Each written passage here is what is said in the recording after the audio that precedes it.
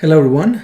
In this session, let's understand how we can handle promise chain by using async and await. We have already seen how to handle promise chain by using conventional approach. So let's quickly revise that and we'll see the same thing, how easily it can be done by using async and await. Hey there. If you're finding this video helpful, you'll love our full online course on JavaScript with node.js. It goes even more in depth and covers everything you need to know. Check out the link in the description to enroll and take your skills to the next level. So for this purpose, I have two functions over here. One function, which we have already seen in the last video, where it returns an ID by using email. And then once the user ID is returned, we need to use that user ID to retrieve the posts made by the user. So this second function over here, which is returning a promise, is kind of depend on the first function. So as long as the first promise is in progress, we cannot run the second one until we actually get the result from the first one, and then on the basis of the result of first one, the second dependent function we need to run. So let's quickly see how it's done in the conventional way. Let's quickly revise that concept. So it begins with get user ID. So we'll start with get user ID. We'll pass some value over here. Then over here, we will use the returned value. Let's call it as ID. And using this return value, we'll run another function, which essentially runs the second method or second function that's dependent on it. We can also do console.log, and over here we'll simply say user ID received and this ID over here, and once the user ID is received, we'll return get latest post. So this promise will be returned by using the ID that's created, or rather that's returned from the first promise. And once this is successfully run, we'll have another then over here. This returns an object, which is the post object, which has a post ID, title and details, blah blah blah, etc. So that we can take it as part of say some post object. I'm just going to call it as post, and over here we can simply log that thing. Okay, please ignore this semicolons. They are kind of added automatically when I'm using this autocomplete feature, but in JavaScript, as you know, this is completely optional, so I choose to not add them. And after this is done, after we get the posts, finally we can have then, which confirms that all process is complete. So I'm just going to say process complete. Okay, so this is the way we need to create a chain of promises. First promise, the second promise that is dependent on the first one, and then the final thing.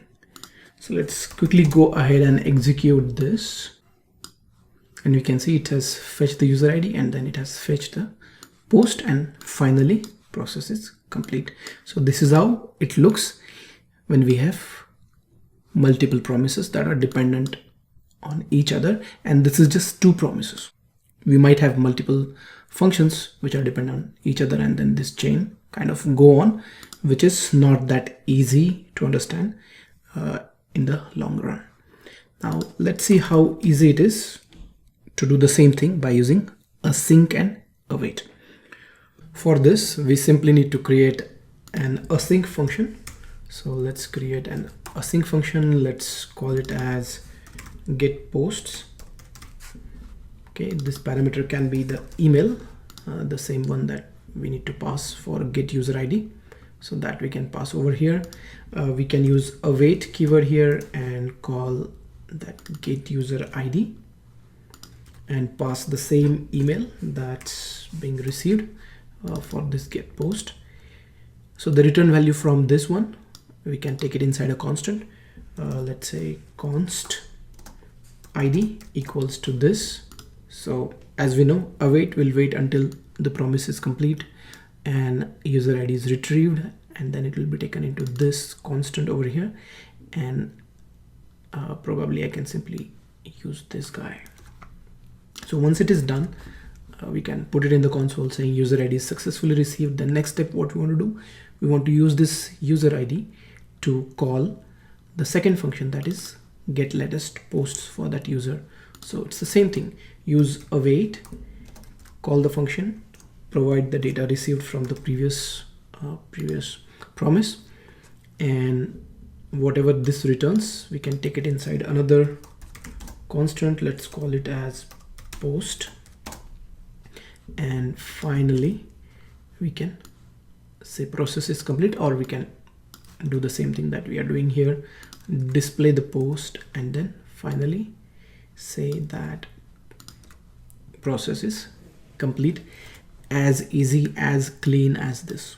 You know, this looks much like a synchronous code, but in fact it's doing the asynchronous programming. This will wait until the process is complete, and then next line will get executed.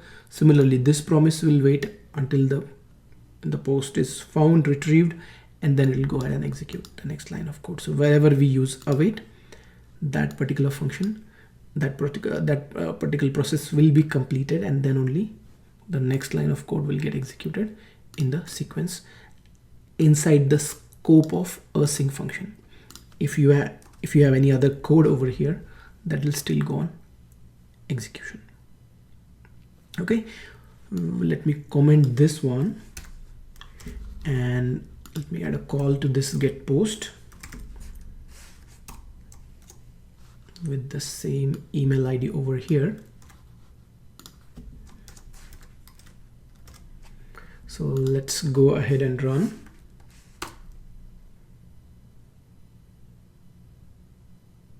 And basically it does exactly the same thing that we saw it did just a moment back when we ran it in the conventional approach.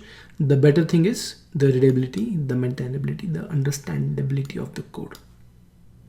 It's much cleaner to understand and write instead of doing multiple then and indentation and etc. So that's how things become much easier when we use async and await. If you have any questions, let me know. Thanks for watching. If you want to dive deeper into JavaScript with Node.js, don't forget to explore our complete online course. Click the link in the description to get started today. Plus, subscribing to our channel ensures you won't miss out on more valuable content in the future. See you in the class.